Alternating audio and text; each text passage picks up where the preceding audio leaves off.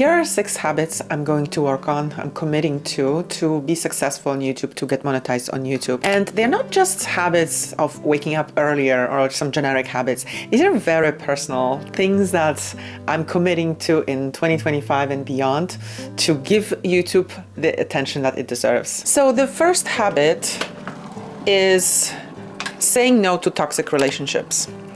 Okay, so I'm single, but I'm open to dating, and I'm open to meeting new people, but I'm not open to letting anybody into my life who is going to really disturb my peace, okay? Because I need my peace for YouTube. I need my peace for my business. Like, if your mind is preoccupied by some nagging or some heavy relationship stuff, I just don't think I can handle, because I know how much mojo all this takes. Unless the relationship brings in positivity, daily joy, I am not gonna be in. So 4 years in a row, my word of the year was detachment. And I'm still working on it, but I'm definitely going to focus on detachment in 2025. Detachment from results, detachment from expectations, and it's gonna be really helpful in YouTube. If we set the number goals that we want to reach, numbers that are completely out of our control, we're just gonna make it harder on ourselves. And we really need to preserve our mindset. If we wake up feeling inadequate because we're getting 4 views or we're not growing as fast, like, our audience will see it in our videos. So constant work on detachment from results and really falling in love with the process. I mean, I know that I love just the idea of filming and getting better at filming and editing and playing with different styles and discovering things. That brings me joy. And I want to focus on that. And I don't want to obsess with the performance.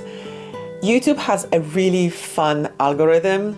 Like, it shows us our own competition with ourselves, like 1 of 10, 5 of 10. But I'm trying to really detach myself from always reaching for 1 of 10, like making better video than all of the videos on my channel, right? I mean, it's easier said than done, but if we are aware of being detached, especially being detached from things that are not in our control, we're just gonna enjoy the process more. Okay, and the third thing is quite related to number 2, and that's checking stats, or just checking things in general. Checking YouTube Studio, checking the performance, checking followers or subscribers, just in general checking things. It seems to us that it's just like a second or 2. It doesn't take that much time, but it fragments our focus, it fragments our attention. Every time we check, we just can't concentrate the same way, we get less done, we're not as productive. So I'll work on checking less. I don't have a YouTube Studio app on my phone, and I'm even thinking of removing the YouTube app from my phone. Just because I'm seeing myself refreshing and checking. I should be scripting the next video. I should be thinking of what I'm gonna make next, getting inspired instead of keep checking my own stats. Number 5 is quite controversial because there are a lot of people who may disagree with me, but I want to work on not being a night owl. And I know a lot of creatives say that night owls are more productive at night, that we should follow our biological clock. But I see with myself, whenever I wake up early, I just get so much more done, and I'm also more energized instead of having this frantic mood of trying to catch up with things and constantly feeling that I'm left behind.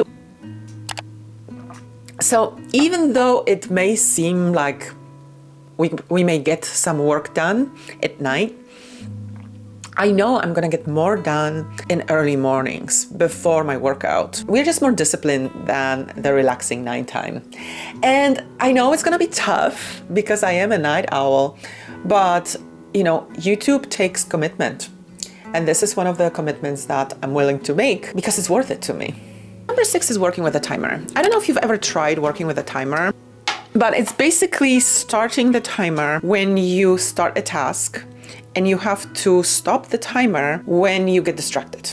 So it's not when you finish a task, but when you stop working on that particular task. I encourage you to try it if you've never worked with a timer, and you will see how little time you actually spend on working on what's important. It's eye-opening experience to start the timer only when we are working, to switch it off when we get distracted, to start it again when we are working again, to switch it off. The pure work time will surprise you. I know that it used to surprise me when I first started working with a timer. Now I'm getting a bit more control and I'm just more strict with myself, but it's still like the pure work time is not as much as we always imagine. So I use Toggle to track that, but you can use your stopwatch on a phone. So these were my 6 habits that I'm gonna be working on. Do I have them all in place? No, but I'm aware of them and I know that they are important if I want to succeed on YouTube. I see creators abandoning their channels. I see people having a very hard time with consistency. Burnout is happening. So I want to prevent all this from happening since I'm so aware that this is all around us, because YouTube needs space. If you're thinking of starting a channel or if you already have a channel, I know that you're probably watching a lot of how-to videos about the gear and the thumbnails, the titles and all that. But I will also encourage you to watch some videos on productivity and mindset, because this, in my opinion, is far more important than what type of gear you're gonna use for your videos. Because if you don't have this in place, you're not gonna be able to keep going and achieve that success, because YouTube is a marathon. And if you are thinking of it just as a sprint, it may not happen for you. So to prepare for that marathon is just like running, right? You don't just get up and start running the miles.